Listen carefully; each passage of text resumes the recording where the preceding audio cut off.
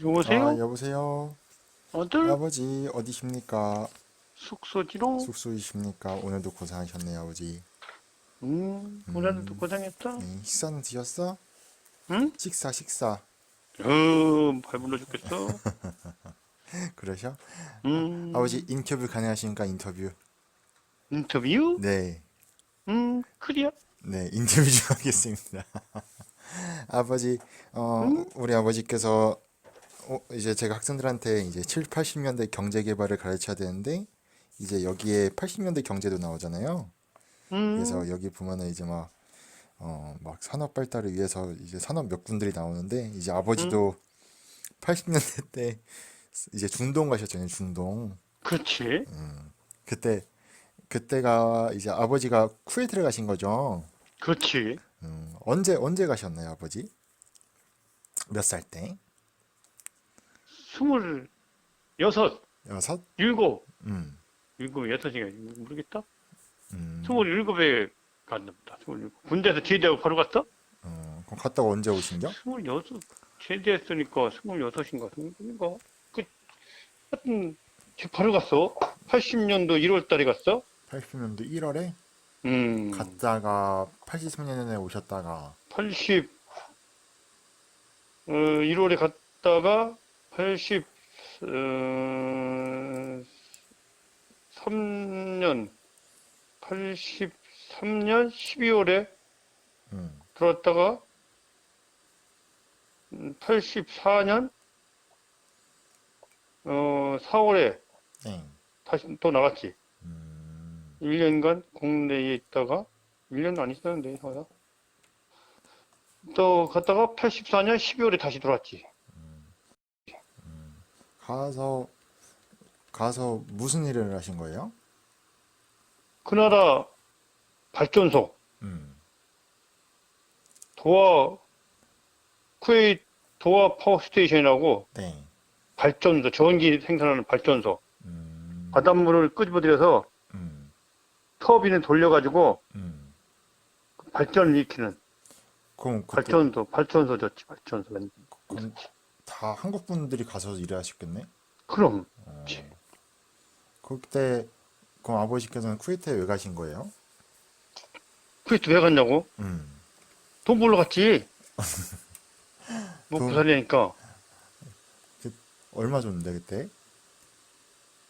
그때는 한국 국내보다도 2배 더 줬으니까. 국내 월급보다도 음. 중동 가면 2배 더 줬으니까 2배를 2배 줬으니까 2배. 그럼 그때 다 그래서 많이들 가신 거야, 노동자분들이 일하시러? 그럼 거기 먼 타지에서 힘들었던 점이 뭐였어요? 아니 중동이니까 우선 더웁잖아. 음. 막 여름에 막 50도씩 올라가면 막 땀이 나면 땀이 말라서 소금이 돼버린 더웁잖아. 그리고 모래바람 사우디는 막 쿠웨이트 이런 데는 중동은 모래바람 부는데 여름에 모래바람 바람이 그냥 불면은 모래가 그냥 앞이 안 가리게 불어온다고. 우리나라 요새 뭐 이거 저 미세먼지 이건 게임이 안 되지. 모래바람 불면? 그럼 모래 불면 뭐 그럼 모래바람 모래 불면 일 못 하겠네? 잠깐 피해야겠네? 자꾸 피해. 모래 볼 때는 막 그래도 해 뭐 그렇다고 앞이 보이는 거 안 보이는 거 아니니까 고개 숙이고. 네. 여러분 반갑습니다. 방금 앞에 영상에 인터뷰 잘 들으셨나요? 선생님 아버지께서 80년대, 그러니까 선생님이 태어나기 전이었죠. 그리고 선생님보다도 지금 어린 나이일 때 쿠웨이트라는 나라에 가셔서 이제 중동 쿠웨이트에 가셔서 이제 돈을 버셨거든요. 가족들을 위해서 돈을 버셨는데 어, 음, 이제 선생님이 통화를 좀 영상 길어질까봐 좀 편집을 했어요. 그래서 또 어떤 질문을 했냐면은 아버지께 또 기억나는 일이 있나요? 라고 물어봤는데 아버지께서 그때 아버지는 이제 한국에서 이제 기술을 배운 다음에 쿠웨이트에 가서 일을 하신 거잖아요. 근데 쿠웨이트에 딱 갔더니 뭐 미국이나 독일, 뭐 영국 이런 데서도 기술자들이 왔대요. 근데 그 기술자들은 좀 50대, 4, 50대, 50대 이상 정도였는데 우리는 어떻게 보면 그 젊은 청년들이 일찍 기술을 배워서 외국에 가서 일을 하러 온 거잖아요. 그런 걸 딱 보면서 대한민국이라는 나라가 나는 가난하고 못 사는 나라인 줄 알았는데 이렇게 젊은 청년들이 이런 중동까지 멀리 와서 이런 자신의 기술을 펼치고 있는 걸 보니까 대한민국이라는 나라가 너네가 나중에 대한민국에 다시 돌아간다면 정말 잘 살겠다라고 얘기를 했다 해요. 그래서 아버지께서 그렇게 어린 나이에 중동이라는 곳에서 이제 일을 하시고 오셨는데 정말 우리나라는 선생님 아버지 같은 분들 그리고 어떻게 보면 할아버지죠. 할아버지 분들 같은 분들이 60년대에는 뭐 독일의 광부로 가셨고 또는 할머니들이나 어머니들은 이제 간호사로 가셨고 80년대 때는 수많은 청년들이 또 중동에 가서 이런 오일머니, 중동에 있는 돈을 벌고 오셨는데 그러한 수많은 분들이 정말 우리나라의 발전을 위해서 정말 많은 노력을 해서 이렇게 경제 개발했던 나라가 대한민국입니다. 어떻게 보면 대한민국은 그런 독재 체제에 맞서서 민주주의의 발전 역사가 있고 동시에 경제 개발을 위해서 수많은 사람들이 노력을 해서 이렇게 경제 개발을 이룩했다는 역사가 있는 건데 오늘 주제가 바로 경제 성장과 대중문화의 발전이에요. 교과서 95쪽인데 오늘 수업과 관련돼 있어서 한번 역사의 산 증인이었던 선생님 아버지께 한번 인터뷰를 부탁드렸습니다. 근데 인터뷰를 하면서도 인터뷰를 다 하고 딱 전화를 끊었는데 마음이 조금 항상 아버지 생각하면은 선생님은 그냥 아버지를 생각하면은 좀 마음이 좀 그래요. 왜냐면은 진짜 지금도 일을 하고 계시거든요. 지금도 연세가 이제 어느 정도 60대가 훌쩍 넘으셨는데 아직도 그렇게 일을 하신 거 보면서 좀 이제 편안히 좀 효도해드리고 싶고 그런 마음도 있고 아무튼 마음이 많이 좀 울컥하더라고요. 그래서 아무튼 그렇게 정말 수많은 사람들이 노력했던 경제개발 오늘 한번 배워보도록 하겠습니다. 자, 교과서 95쪽 한번 들어가 보면서 힘차게 한번 수업 시작해 보도록 할게요. 네, 교과서 95쪽 경제개발 계획의 추진 한번 여기부터 읽어볼 건데요. 지금 시간이 밤 9시 43분이에요. 밤 9시 43분인데 지금도 계속 수업을 찍다가 엔진했다 하고 있어서 계속 찍고 있는데 좀 고민이 많았어요. 지금 아마 이걸 수업을 듣는 반이 있고 수업 못 듣는 반이 있어요. 왜냐면 진도를 그러니까 진도가 아니라 시간표가 이미 4교시밖에 안 되니까 5, 6교시 듣는 반들은 이거 못 듣는 반도 있거든요. 그리고 다음 시간 주제가 통일이에요. 통일의 주제인데 통일 수업은 2학년 6반밖에 못 듣습니다. 나머지 반들은 방학하고 나서 방학을 해서 방학 때문에 시간표에 역사가 없어요. 이제 없어서 그래서 그래도 영상은 통일까지 찍을 거예요. 왜냐하면 그래도 우리나라 역사에서 중요한 사건들이 다 있기 때문에 통일까지 영상을 찍을 거예요. 근데 여러분에게 그래서 부탁드리고 싶은 점은 그래도 선생님 마지막까지 좀 잘 들어주고 방학 때 남은 수업도 한번 잘 들어보면 감사하겠다라는 말을 하면서 95쪽 경제개발 한번 들어보도록 할게요. 6.25 전쟁 후에 복구 사업은 주로 미국의 원조에 의지하였다. 당시에 우리나라 정말 6.25 끝나고 여러분 3년 동안 전쟁을 한 거잖아요. 정말 남한과 북한 뭐 할 거 없이 한반도는 그냥 쑥대밭이 되었습니다. 정말 쑥대밭이 되었고 특히 남한 같은 경우에는 일제시대 때부터 남한은 주로 농업을 했던 곳이에요. 공업지대는 거의 다 북한에 있었어요. 그러니까 남한은 거의 그냥 폐허였고 농업 중심이다 보니까 경제가 완전히 그냥 진짜 바닥을 내리쳤죠. 이때 뭐 진짜 당시 전쟁 6.25로 참전했던 군인들이 다 여기는 이제 이 나라 끝났다. 여기는 뭐 진짜 돌멩이밖에 없다. 뭐 이런 식으로 정말 나라가 어려웠습니다. 그래서 미국이 당시 식량을 많이 원조를 했어요. 그래서 식량이나 또는 삼백 사업이라고 하는데 뭐 밀가루, 면, 설탕 뭐 이런 기본적인 식량품들을 지원받아서 그거를 원조로 활용을 했죠. 그리고 1950년대 말부터 원조 대신 차관, 이제 미국으로부터 돈을 받아온 거죠. 차관을 도입해서 경제 자립에 힘썼으나 완전히 우리나라는 미국에 많이 의지를 했습니다. 미국에 많이 의지를 했던 상황이었습니다. 그래서 장면 정부 때부터는 경제 개발 계획을 세웠으나 실행에 옮기지 못했다. 왜냐하면은 5.16 군사정변이 일어났기 때문에 장면 정부 때 좀 경제 개발을 딱 계획을 짰는데 뭐 실행되지 못했습니다. 그리고 나서 이제 5.16 군사정변으로 박정희 정부가 들어섰고 박정희 정부는 1962년부터 제1차 경제개발 5개년 계획을 실시하였다. 그래서 작년 정부 때 실시하지 못했던 경제개발 5개년 계획을 실시했는데 일단 제일 뭘부터 해야 될까? 그래, 우리 대한민국은 현재 노동자는 많아. 산업시설이 부족해. 그러니까 간단한 걸 만들 수 있는 노동집약적 산업. 그게 바로 뭐였냐면은 정부는 노동집약적, 그러니까 노동력은 많으니까 노동력으로 간단히 일할 수 있는 그런 산업들을 실시했습니다. 바로 의류, 신발, 합판. 그러니까 간단히 사람들이 공장에 모여서 의류나 신발 같은, 아니 합판 같은 거를 만들 수 있는 간단한 노동 사업을 이때 1차 경제개발 때 했습니다. 그래서 그런 기본적인 물건들을 만들어서 경제 성장의 발판을 마련하였고 수출을 한 거죠. 수출을 해서 경제 성장의 발판을 마련하였고 부족한 자금은 외국 자본을 들여와 충당하였다. 그렇게 1차 산업이 좀 성공적으로 발전을 했어요. 그리고 나서 2차 경제개발 5개년 계획 기간에는 경부 고속국도 등 사회 간접 자본을 넓히고 자유무역 단지를 만들어 외국 기업을 끌어들였다. 그러니까 이제 좀 국내에서 많이 원활히 물자가 교류될 수 있게 도로도 깔고 또 외국인 사업을 유치하고 다양한 노력을 했던 게 2차 경제개발이었습니다. 그리고 이제 3차와 4차 때는 5개년 계획도 실시했는데요. 그러니까 경제개발이 총 4차, 4번 있었던 거죠. 그래서 6, 70년대 박정희 대통령이 이제 경제개발 5개년 계획을 4차까지 실시했습니다. 이때 3, 4차는 중화공업, 어떻게 보면은 좀 약간 자동차라든지 철제 산업, 좀 약간 지금의 약간 대한민국을 이끌었던 그런 중화공업을 육성을 했는데요. 1970년대 말에는 중화공업의 비중이 경공업을 앞질렀다. 그래서 이제 어떻게 보면 이익이 더 많이 날 수 있는 중화공업에 많은 투자를 했습니다. 그러나 두 차례 석유파동, 이제 1973년, 1978년이었는데요. 당시에 1973년에는 아랍 산유국들, 그러니까 중동 지역에서 그 석유가 많이 나잖아요. 이러한 석유가 많은 지역의 나라들이 그런 석유를 약간 무기화를 합니다. 그러니까 이거 우리밖에 안 나니까 전 세계에서 주로 우리만 나니까 이거 비싸게 팔 거야. 이런 식으로 자원을 무기화 삼아서 막 안 파는 거죠, 일부러. 그래서 가격을 엄청 띄웠었고, 또 1978년에는 이란에서 혁명이 일어나서 당시에 약간 공급이 부족해져서 약간 석유 가격이 비싸졌습니다.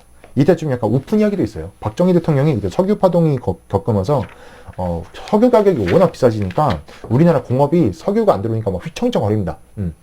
그래가지고 박정희 대통령이 야 석유 좀 찾아봐라 라고 해서 이때 우리나라에 있는 석유는 다 파봅니다. 땅을 다 파봐요. 석유 나나 안 나나. 그런데 한 땅에서 이제 석유가 난 거예요. 가지고 딱 이제 가져간 거죠. 그래서 대통령님 석유를 가져왔습니다. 우리나라에서 이제 석유가 났습니다. 하고 해서 박정희 대통령이 딱 보고 너무 기뻐해서 막 당시에 막 이제 정부 인사들 불러다가 이제 그를 야 우리나라 땅에서 이런 석유가 났어 해서 딱 석유를 부은 다음에 불을 붙이니까 막 불이 나잖아요. 근데 그거를 봤던 한 과학자가 이상하다. 석유, 그러니까 여러분 지금 휘발유 있잖아요. 휘발유에 불 붙으면 불이 붙잖아요. 딱 과학자가 보더니 이상하다. 석유는 불이 안 붙는데요. 그러니까 불을 붙이려면은 엄청난 좀 고열을 가해야 된다 하더라고요. 왜냐면은 석유는 땅에서 퍼올렸기 때문에 불순물이 많잖아요.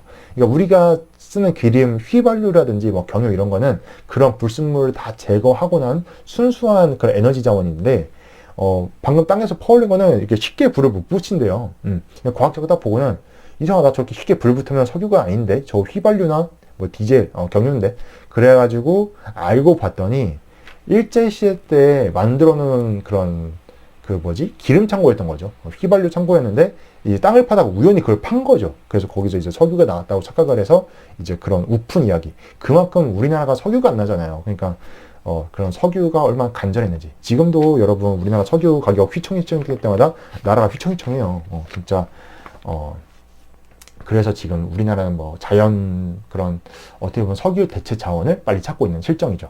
아무튼 이렇게 박정희 대통령 때 1차부터 4차까지 경제 개발을 함으로써 나라가 발전이 됐고 이때 정말 수많은 사람들이 함께 산업 여군들이 함께 나라를 발전시켰습니다. 자, 교과서 96쪽 한번 볼게요. 경제의 성장과 IMF입니다. 1980년대 후반 전두환 대통령 시절이죠. 후반에는 저달러, 저유가, 저금리. 그래서 이때 달러 가격이 엄청 낮아졌습니다. 그리고 저유가, 기름 가격도 엄청 낮아졌어요. 그리고 저금리, 은행에서 이자도 엄청 싸졌습니다. 이거를 삼저 현상이라고 그래요. 그래서 달러가 싸지고 유가가 낮아지고 이자가 낮아지는. 그래서 삼저 현상이 나타나 경제 성장에 좋은 기회를 제공하였다. 3저 호황에 힘입어 반도체, 자동차, 전기차 등 기술 집약 산업이 크게 발달하였다.